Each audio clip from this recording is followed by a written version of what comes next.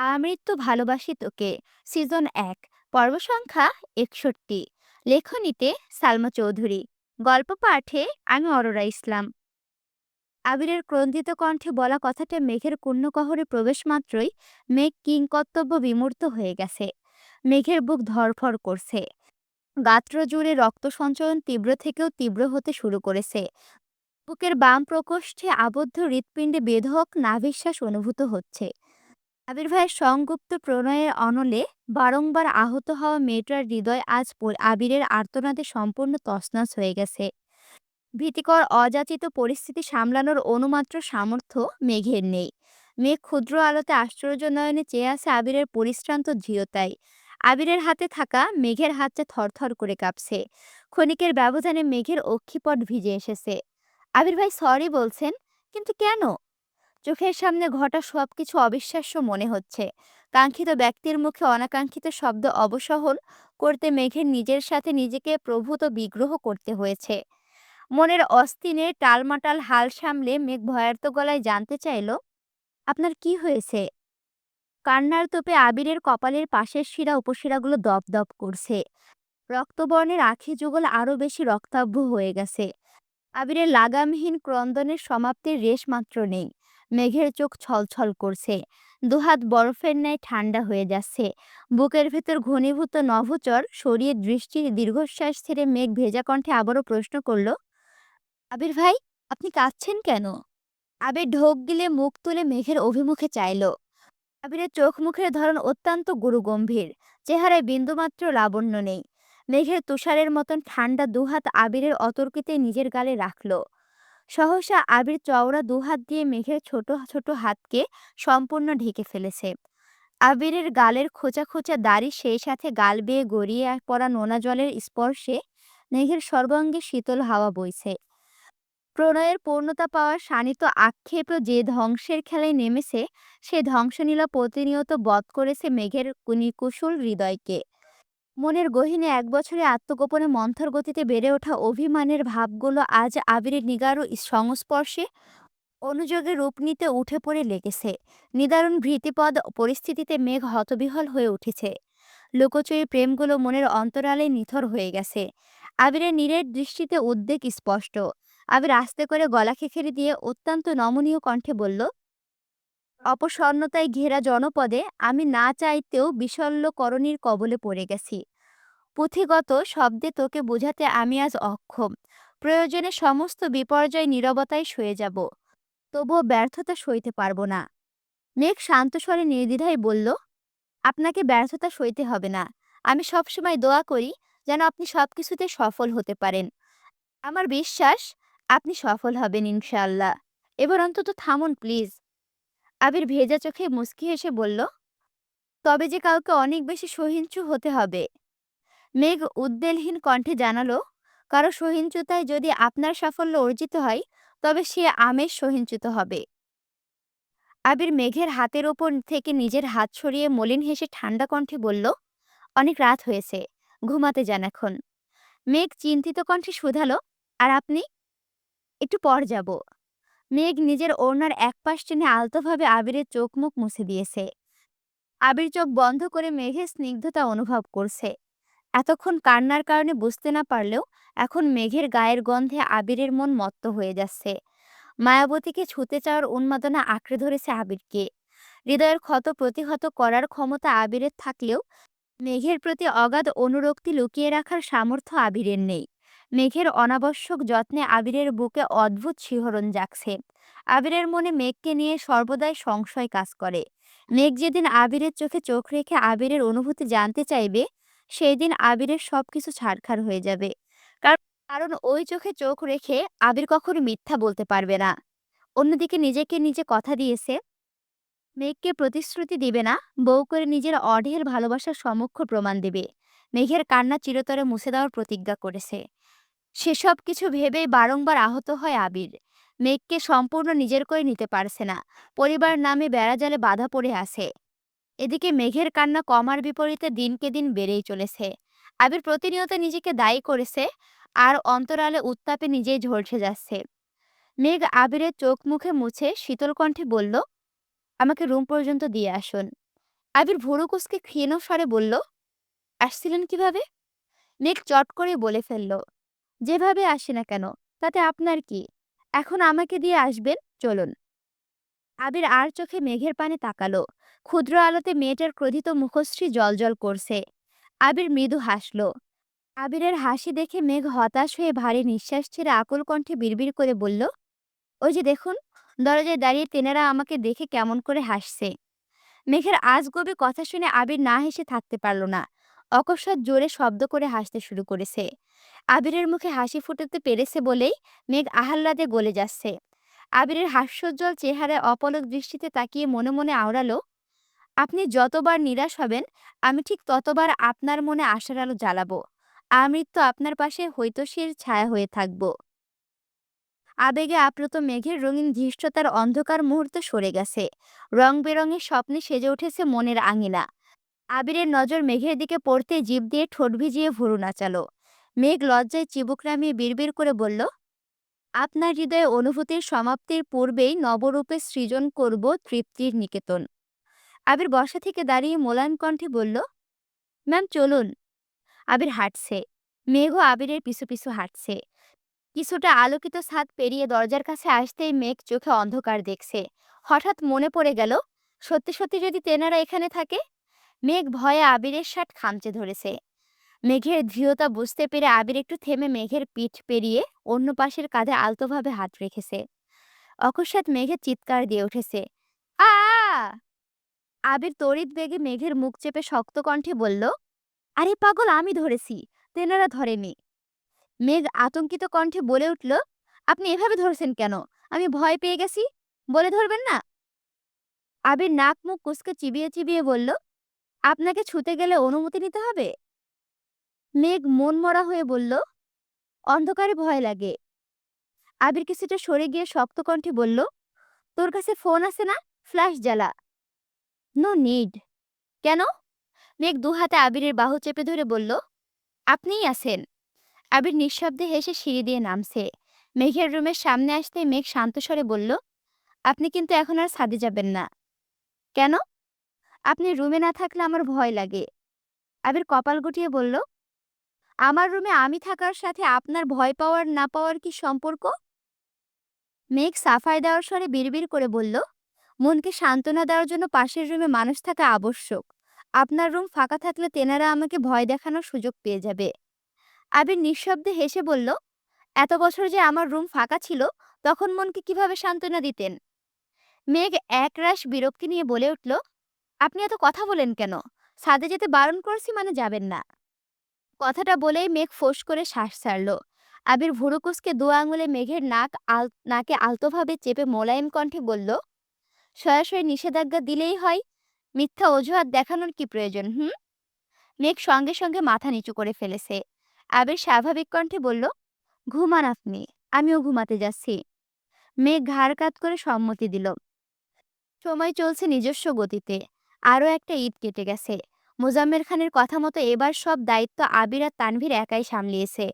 গত ঈদে মেঘ শুধু আবির তানভীরকে পাঞ্জাবি দিলেও এই ঈদে সবার জন্য পাঞ্জাবি ডিজাইন করেছে। আর পাঞ্জাবিগুলো মোজাম্মেল খান নিজে গিয়ে পছন্দ করে নিয়ে আসছিলেন। মেঘের পরীক্ষার জন্য আপাতত বিয়ের ব্যাপারে মোজাম্মেল খান কোনো কথাবার্তা বলছেন না। তাই আবির আর তানভীর দুজনেই বেশ নিশ্চিন্ত। বাসায় সবাই নিজেদের মতো বেশ শান্তিতে আছে। ইকবাল খান মাঝে মাঝে আবিরের রুমে গিয়ে আবিরকে আলাদাভাবে বুঝিয়ে আসেন। আবিরের সাথে মেঘের সম্পর্ক আগের থেকে বেশ ভালো হয়েছে। দুজনের মধ্যে ছোটখাটো খুনসুটি সর্বক্ষণ লেগেই থাকে। একে অপরকে ভালোবাসে, দুজন দুজনের ভালোবাসা উপলব্ধি করতে পারে, তবুও মুখ ফুটে কেউ কাউকে ভালোবাসি বলতে পারে না। আবির যেমন নিজের গণ্ডিতে বাঁধা, তেমন মেঘও নিজের গণ্ডিতে বন্দী হয়ে আছে। মিনহাজের ঘটনার পরপর মনে মনে প্রতিজ্ঞা করেছিল, যতদিন পর্যন্ত আবির ভাইয়ের প্রণয়ের প্রমাণ পাবে না, ততদিন পর্যন্ত মেঘ আবিরকে কিছুই বলবে না। ধীরে ধীরে মিনহাজদের সাথেও মেঘের সম্পর্ক কিছুটা উন্নতি হয়েছে।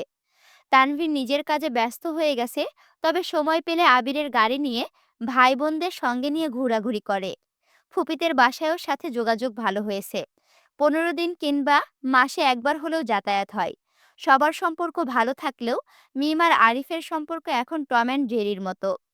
মেঘ একটুর জন্য চোখের আড়াল হলেই মিম কোনো একটা অঘটন ঘটিয়ে ফেলে। আরিফ প্রথম আম্মুর কথা ভেবে মিমের দুষ্টুমি সহ্য করলেও এখন আর করে না। সুযোগে দুটাই দুটোর পিছনে লাগে।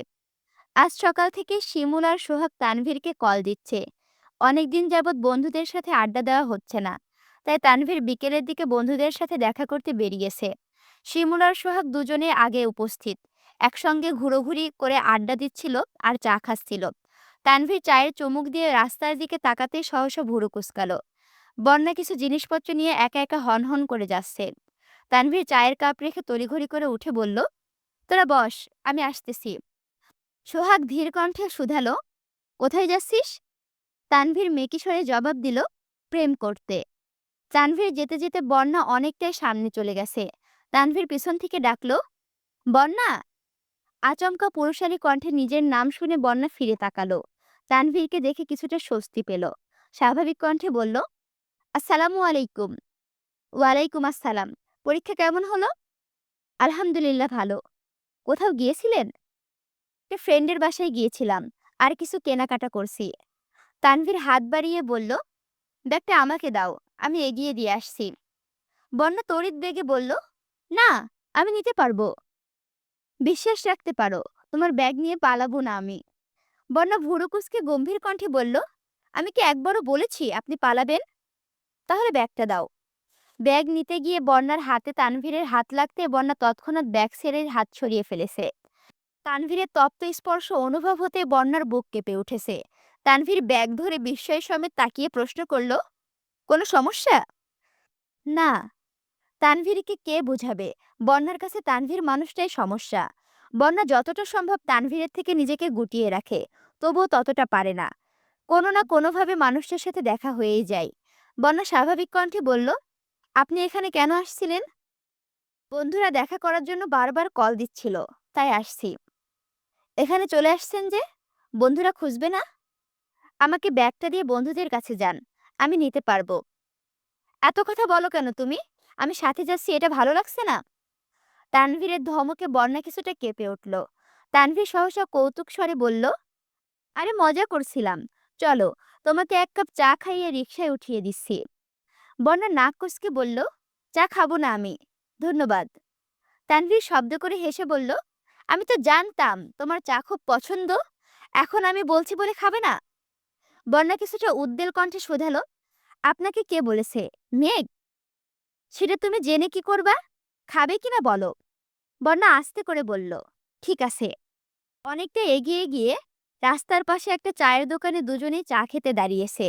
আশেপাশে তেমন মানুষজন নেই। চায়ের দোকানে ৪-৫ জন লোক চা খাচ্ছে, যার মধ্যে দুজন সিগারেট টানছে। বন্যা গোল গোল চোখে সেই লোকেদের দিকে তাকিয়ে আছে। তাদের হাবভাব দেখে বন্যার ভুরু যুগল আরো কুঁচকে যায়। তানভীর সে দৃশ্য দেখে বলল, তুমি বরং এপাশে দাঁড়াও, তাহলে ধোঁয়া আসবে না। বন্যা অতর্কিতে তানভীরের পানে তাকালো। কিছু একটা জিজ্ঞেস করতে গিয়েও থেমে গেল। তানভীর তপ্ত স্বরে বলল, কিছু বলবে? বন্যা এপাশ ওপাশ মাথা নেড়ে না করলো। তানভীর পুনরায় প্রশ্ন করল, তুমি কি কোনো কারণে আপসেট? বন্যা চোখ তুলে তাকালো, তবে কিছু বলল না। বন্যা রাস্তার দিকে মুখ করে দাঁড়ানো, আর তানভীর রাস্তার পাশে দাঁড়ানো। এদিকে সচরাচর গাড়ি চলাচল করে না। হঠাৎ দু একটা গাড়ি আসে। বন্যার সঙ্গে সরাসরি চোখাচোখি হতেই তানভীর বন্যার মাদকের ন্যায় চোখে গহীনে ডুবে গেছে। আশপাশ ভুলে নির্দৃষ্টিতে বন্যাকে দেখছে। আচমকা বন্যা এগিয়ে এসে তানভীরের পেট বরাবর শার্ট আটকে ধরে শক্ত করে টান দিতেই তানভীর বেসামাল হয়ে বন্যার সঙ্গে ধাক্কা খেল। তানভীরের ঘোর কাটতে খেয়াল করলো একটা পিকআপ নিয়ন্ত্রণহীন হয়ে তানভীরের পাশ কেটে স্পিডে চলে গেছে। তানভীর সঙ্গে সঙ্গে আশেপাশে দেখলো। এদিকে বন্যা দুহাত এখনো তানভীরের পেটে। কয়েক মুহূর্তে তানভীর স্বাভাবিক হলো। বন্যার স্পর্শ অনুভব করা মাত্রই তানভীরের সারা শরীর ঝাঁকুনি দিয়ে উঠেছে। নিজেকে সামলে তানভীর সঙ্গে সঙ্গে সরে দাঁড়িয়েছে। বন্যার আগে ফুঁসতে ফুঁসতে বলল, আপনাকে এতবার ডাকলাম, কথা কানে যায়নি? তানভীর বন্যার ক্রোধিত চোখ মুখ দেখে মৃদু হাসল। তানভীরের মস্তিষ্ক এখনো বন্যার স্পর্শের অনুভবে মেতে আছে। কি হয়েছে বা কি হতে যাচ্ছিল এসবের তানভীরের বিশেষ কোনো মনোযোগ নেই। তানভীরের ঠোঁটে হাসি দেখে বন্যার মেজাজ আরো বেশি খারাপ হলো।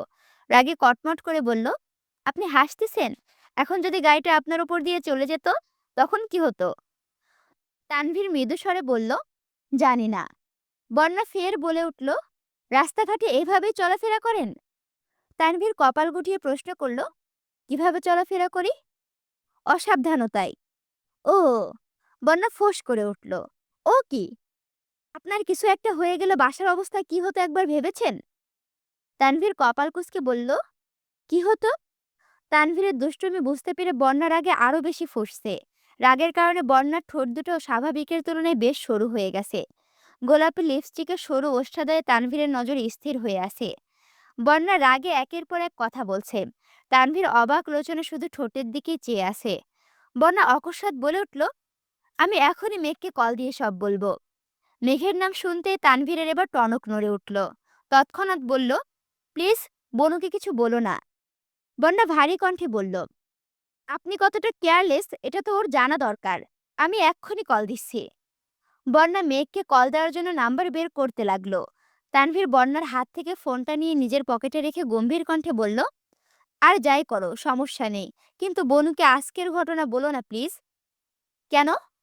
তানভীর মনে মনে বিড়বিড় করল, ভাইয়া যদি জানতে পারে আমার জন্য বনু কান্না করেছে, তাহলে সবার রাগ একা আমার ওপরে ঝাড়বে। ওমা, আমি নাই। তানভীর ঢোক গিলে উষ্ণস্বরে বলল, বনুকে বললে সবাই জেনে যাবে। বনু কান্নাকাটি করে নাজেহাল অবস্থা করে ফেলবে। বাসার মানুষের বকাও খেতে হবে।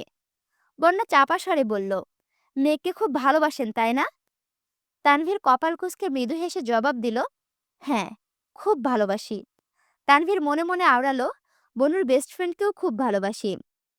বন্যা ধীর কণ্ঠে বলল, মেঘও আপনাকে অনেক ভালোবাসে। ওর জন্য আর বাসার সবার জন্য হলেও একটু সাবধানে চলাফেরা করবেন। আপনার একটু উদাসীনতায় পুরো পরিবারকে কাঁদতে হবে। তাই প্লিজ সাবধানে চলাফেরা করবেন। তানভীর নেশাক্ত দৃষ্টিতে তাকিয়ে মোলায়েম কণ্ঠে বলল, ইনশাল্লাহ, চেষ্টা করব। চায়ের দোকানের মামা কোথায় চলে গিয়েছিলেন? এতক্ষণে কোথা থেকে এসে জিজ্ঞেস করলেন, মামা, আপনাদের কি চা দিব?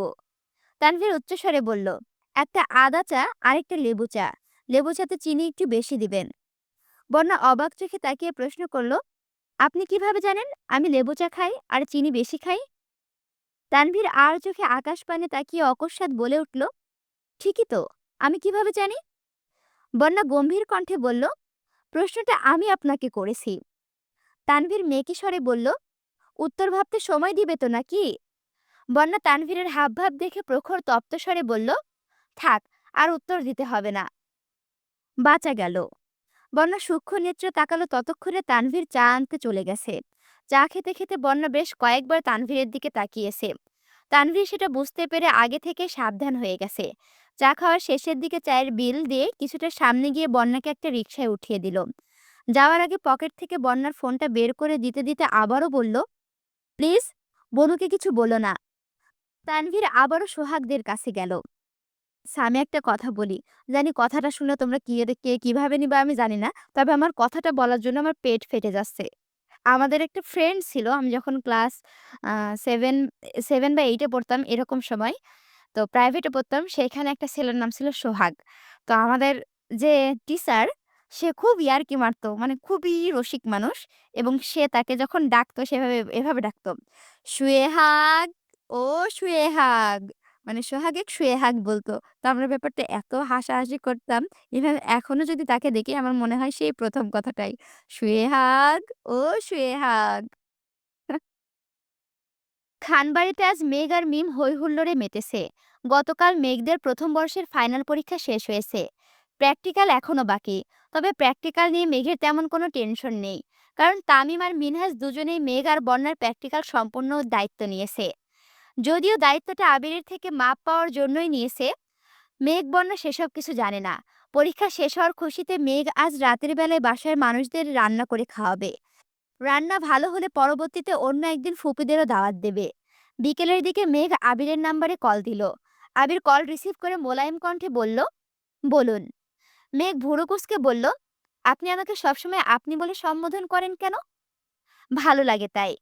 মেঘ চাপা স্বরে বলল, সেসব বাদ দিন, রাতে কি খাবেন বলুন। মেঘের কথা শুনে আবির নিঃশব্দে হেসে রাকিবের দিকে তাকালো। রাকিব আস্তে করে বলল, কি হয়েছে? আবির ফোনটা একটু দূরে সরিয়ে বিড়বিড় করে বলল, নিজেকে আজ বিবাহিত মনে হচ্ছে। পুনরায় ফোন কানে ধরে বলল, যা রান্না হবে তাই খাবো। মেঘ কপট রাগ দেখিয়ে বলল, আপনি যা বলবেন তাই করব। আপনি আজ রান্না করবেন? জি স্যার। আবির ভারী কণ্ঠে বলল, রান্না করার কোনো প্রয়োজন নেই। আমি বাসায় আসার সময় সবার জন্য খাবার নিয়ে আসব। আপনি সবাইকে দিয়ে দিয়েন। মেঘ রাগী স্বরে বলল, না, আমি রান্না করব। আবির উদ্বিগ্ন কণ্ঠে বলল, শরীরে যদি আবার তেল পড়ে? মেঘ অদম্য কণ্ঠে বলে উঠল, কিছু হবে না। আপনি শুধু বলেন কি খাবেন। পোলাও। আচ্ছা ঠিক আছে, সাবধানে আসবেন। আল্লাহ হাফেজ। আল্লাহ হাফেজ। কল কাটতেই রাকিব বলল, আমি একটা বিষয় সবসময় খেয়াল করি। তুই মেঘকে রান্না করতে দিতেই চাস না। সমস্যা কি তোর? তোর বউ কালো হয়ে যাবে এই ভয়ে রান্নাঘরে ঢুকতে দিস না? আবির গুরুভার কণ্ঠে বলল, ও আমার মানে সম্পূর্ণই আমার। ফর্সা হলেও আমার, কালো হলেও আমারই থাকবে। ও সবতেই আমার। কিন্তু সমস্যা হচ্ছে বাসার মানুষ। বিয়ে দেওয়ার ভয়ে আমি আগে থেকে ওকে রান্না করতে দিতাম না। অথচ চাচ্চু সেই বিয়ে দিতেই উঠে পড়ে লেগেছে। এখন একটু শান্ত আছে ঠিকই, তবে যদি একবার রান্নাবান্না শিখে ফেলে তাহলে আর ওনাকে আটকানো যাবে না। রাকিব ঠাট্টার স্বরে বলল, ভালোই হবে। মেঘের বিয়েতে আবির দিওয়ানা। বাবুর বাবা আবির হতে গিয়ে মামা হয়ে যাবে। আবির অগ্নিদৃষ্টিতে তাকিয়ে রাগান্বিত কণ্ঠে বলল, নিজের মুখটা বন্ধ রাখ শালা, নয়তো তোর মাথা ফাটিয়ে আমি চলে যাব থানা। রাকিব মৃদু স্বরে বলল, আমি কি তোর শালা? তুই শালা না হলেও তোর কর্মকাণ্ড শালার মতোই। ভুলেও যদি উল্টাপাল্টা কথা বলবি তাহলে তোর খবর আছে। রাকিব হাসতে হাসতে বলল, আমি ভাবছি মেঘের বিয়েতে। আবির কপাল কুঁচকে রক্তাভ চোখে তাকাতেই রাকিব থতমত খেয়ে গেল। তোর আর মেঘের বিয়ের কথাই বলছি আমি। কিছু বলতে হবে না, আমি বাসায় চলে যাচ্ছি, তুই সামলে নিস। আচ্ছা। আবির মাগরিবের নামাজের কিছুক্ষণ পর বাসায় আসছে। রান্নাঘরে মেঘ আর মিম রান্না করছে। বাড়ির তিন কর্ত্রী সোফায় বসে চা খাচ্ছেন আর গল্প করছেন। আবির বাসায় ঢুকে এই দৃশ্য দেখে ভুরু কুঁচকালো। কিছু বলতে গিয়েও বলল না। নিজের রুমে গিয়ে ফ্রেশ হয়ে কিছুক্ষণ পর নিচে আসছে। আবিরকে দেখে মালিহা খান বললেন, কিরে আবির, কফি করে দিব? না, তোমরা গল্প করো, আমি করছি। তুই রান্নাঘরে যাবি? আবির গম্ভীর কণ্ঠে বলল, কেন? রান্নাঘরে যাওয়া কি বারণ? আমাদের জন্য বারণ। মেঘ ফোন নিয়ে রান্না করতে গেছে। আমাদের আশেপাশে ভিড়তেও নিষেধ করেছে। দেখ তোকে অনুমতি দেয় কিনা। আবির রান্নাঘরের কাছে যেতেই মেঘ চেঁচিয়ে উঠল, আপনি রান্নাঘরে আসবেন না? কেন? আপনার কি লাগবে বলুন। আজ রান্নাঘরের দায়িত্ব আমার। আবির উষ্ণ স্বরে বলল, আর তোকে দেখে রাখার দায়িত্ব আমার। আবিরের কথা শুনে মেঘের থেকে মিম বেশি লজ্জা পেয়েছে। দুজন প্রেমিক প্রেমিকার মাঝে তৃতীয় পক্ষ হিসেবে থাকতে চায় না সে, তাই মাথা নিচু করে চুপচাপ বেরিয়ে যাচ্ছে। আবির রাগী স্বরে বলল, তুই কোথায় যাচ্ছিস? মিম আস্তে করে বলল, রেস্ট নিয়ে আসতেছি।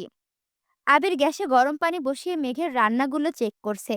পোলাও, ডিম ভুনা ছাড়া আরো 2-3টা আইটেম অলরেডি করে ফেলেছে। রান্নাঘরের একপাশে রান্নার ভিডিও চলছে। আবির সবগুলো একটু একটু করে টেস্ট করেছে, আদৌ খাওয়ার যোগ্য হয়েছে কিনা বোঝার জন্য। মেঘকে রান্না করতে দিতেই চায় না ঠিকই, কিন্তু রান্না করার পর সেই রান্না কেউ মুখে তুলতে না পারলেও এটা আবিরের জন্য অপমানজনক বিষয়। সবগুলো চেক করে আবির টুকটাক বলে দিচ্ছে। পরিশেষে পোলাও মুখে দিয়ে আবির থাওয়া হয়ে গেছে। মেঘ আহাম্মকের মতো আবিরকে দেখছে। আবির কোনো রকমে গিলে ধীর কণ্ঠে শুধালো, লবণ দিসনি? না। কেন? রেসিপিতে লবণ দেয়নি তারা? দিয়েছিল। তাহলে তুই দেসনি কেন? মেঘ উত্তর না দিয়ে উল্টো প্রশ্ন করল, ভাতে কেউ লবণ দেয়? মেঘের কথা শুনে আবির বেকুব বনে গেল। এমন সময় আলী আহমদ খান আর মোজাম্মেল খান বাসায় আসছেন। আবির তাড়াতাড়ি কফি করে রান্নাঘর থেকে বেরিয়ে এসে মালিহা খানকে ইশারায় রান্নাঘরে যেতে বলল। মালিহা খান গেলেও মেঘের জিদের কারণে তিনি বিশেষ কোনো সাহায্য করতে পারেনি। ঘণ্টাখানেক পর সবাই খাবার টেবিলে বসেছে। মেঘ আজ নিজে হাতে সবাইকে খেতে দিচ্ছে। মালিয়া খান দাঁড়িয়ে দাঁড়িয়ে বলে দিচ্ছেন কোনটাতে লবণ কম হয়েছে, কোনটাতে বেশি হয়েছে। আবির আর তানভীর মিটিমিটি হাসছে। মোজাম্মেল খানের নজরে পড়তেই ফোঁস করে উঠলেন, এত হাসাহাসি করো না, তোমরা যাও, এতগুলো আইটেম রান্না করে নিয়ে আসো, তারপর দেখি কেমন হয়। তানভীর ঠোঁট বেঁকিয়ে বলল, আমরা সেজন্য হাসছি না, আপনি যে এ অবস্থায় বনুকে বিয়ে দেওয়ার কথা ভাবেন তার জন্য হাসছি। মোজাম্মেল খান গরুগম্ভীর কণ্ঠে বলে উঠলেন, এমন বাড়িতে মেয়ে বিয়ে দিব যেখানে আমার মেয়েকে রাধুনী নয়, রাজরানী হয়ে থাকবে। তানভীর মাথা নিচু করে মনে মনে আওড়ালো, আর সেটা এই খান বাড়ি, এখানে আমার বোন রাজরানী হয়ে থাকবে। অথচ আপনি বুঝতেই পারছেন না। রাত 10টার পরে মেঘ আবার রান্না করতে গেছে। এবার আর কোনো রেসিপি চেষ্টা করেনি। সবার জন্য নুডলস রান্না করে মিম তানভীরকে রুমে দিয়ে কিছুটা আবিরের জন্য নিয়ে গেছে, বাকিটা বাসার সবার জন্য রেখে গেছে। মেঘ দরজায় দাঁড়িয়ে আস্তে করে বলল, আসবো? আবির ওয়ার্ড্রোবে জামাকাপড় রাখছিল। ঘাড় ঘুরিয়ে মেঘের অন্ধকারাচ্ছন্ন চেহারা দেখে থমকে দাঁড়ালো। হতবাক হয়ে জিজ্ঞেস করলো, কি হয়েছে? মেঘ চিবুক নামিয়ে মৃদু স্বরে বলল, আমার রান্না ভালো হয়নি, হয়তো পেট ভরেনি, তাই নুডলস নিয়ে আসছি। আবির মৃদু হেসে বলল, বিষ নিহত যেন প্রতিনিয়ত আমরা কত কি খাচ্ছি, সেখানে আপনার লবণ কম মশলা বেশি খাবার আর এমন কি? মেঘ কাঁদো কাঁদো মুখ করে বলল, আমি কিছুই ঠিক মতো পারি না। আবির কোমল কণ্ঠে ডাকল, ম্যাম। মেঘ আস্তে করে বলল, হুম, আপনাকে আগেও বলেছি, আজ আবারও বলছি, রান্নার বিষয় নিয়ে ভুলেও মন খারাপ করবেন না। পৃথিবীতে কেউই পারফেক্ট হয় না। মেনে নেওয়া আর মানিয়ে নেওয়ার মধ্যে এই সারা জীবন কাটাতে হয়। মেঘ মুখ ফুলিয়ে আবিরের দিকে তাকিয়ে আছে। আবির আবারও বলল, আপনার জন্য দুটো শার্ট রেখেছিলাম, দেওয়া হয়নি আর। পুরাতন শার্ট নিবেন নাকি নতুন কিনে দিব? আবির ইস্ত্রি করে দুটো শার্ট বের করে মেঘের দিকে এগিয়ে দিল। একটা সাদা শার্ট আর একটা কফি কালার। মেঘ শার্ট দুটো দেখে সহসা আবিরের দিকে তাকালো। আবিরের পরনেও শুভ্র রঙের একটা শার্ট। মেঘ মনে মনে সাহস অর্জন করে হঠাৎই বলে ফেলল, পুরাতনই নিব, কিন্তু আমি এই সাদা শার্টটা নিব না, আপনার পরনেরটা নিব। আবির স্বাভাবিক ভঙ্গিতে বলল, আচ্ছা, ওই দুইটা আপাতত নিয়ে যান, কালকে এটা ধুয়ে তারপর দিয়ে আসবো। মেঘ শ্বাস ছেড়ে নিরেট কণ্ঠে বলল, শার্ট আমি ধুইতে পারবো, দিলে এক্ষুনি দেন, নয়তো লাগবে না। আবির সঙ্গে সঙ্গে শার্ট খুলে একটা টি শার্ট পরে সাদা শার্টটা মেঘকে দিয়ে দিল। মেঘ তিনটা শার্ট নিয়ে যেতে যেতে বলল, নুডলসটা খেয়ে নিয়েন। রুমে এসে দরজা বন্ধ করে আবিরের পরনের সাদা শার্টটা মেঘের জামার ওপর দিয়েই পরে নিয়েছে। শার্ট লম্বায় হাঁটুর কিছুটা উপর পর্যন্ত পৌঁছেছে, তবে সেসবে মেঘের মনোযোগ নেই। মেঘ চোখ বন্ধ করে আপন মনে আবিরের গায়ের গন্ধ উপলব্ধি করছে। কল্পনাতে আবিরকে নিয়ে শতাব্দী পেরিয়ে যাচ্ছে। অজানা অনুভূতি মেঘের মনকে আষ্টেপৃষ্টে জড়িয়ে নিয়েছে। মেঘ পুরো ঘরে ছুটাছুটি করে ড্রেসিং টেবিলের সামনে গিয়ে দাঁড়ালো। লজ্জায় মেঘের নাক মুখ লাল হয়ে যাচ্ছে। বারবার হাত দিয়ে মুখ ঢাকছে, আবার আঙুল ফাঁকা করে নিজেকে দেখছে। অকস্মাৎ আবির ভাইয়ের মতো হাতা ফোল্ড করতে শুরু করলো। আবিরের মতো সুন্দর না হলেও মেঘ সেভাবেই কোমরে হাত দিয়ে রেখে ফ্যাশন করছে। একটু পরপর শার্টের গন্ধ শুকছে। প্রায় 20 মিনিট পর মেঘ বিছানায় শুয়ে দুচোখ বন্ধ করে দীর্ঘ নিঃশ্বাস ছাড়ল। কেমন আছো তোমরা সবাই? আশা করি সবাই ভালো আছো। কে কোথা থেকে ভিডিও দেখছো অবশ্যই কমেন্ট করে জানাবে। এখনো যদি লাইক, কমেন্ট, শেয়ার না করে থাকো অবশ্যই লাইক, কমেন্ট, শেয়ার করো এবং আমার চ্যানেলটি সাবস্ক্রাইব করে অবশ্যই আমার পাশে থাকো। আল্লাহ হাফেজ।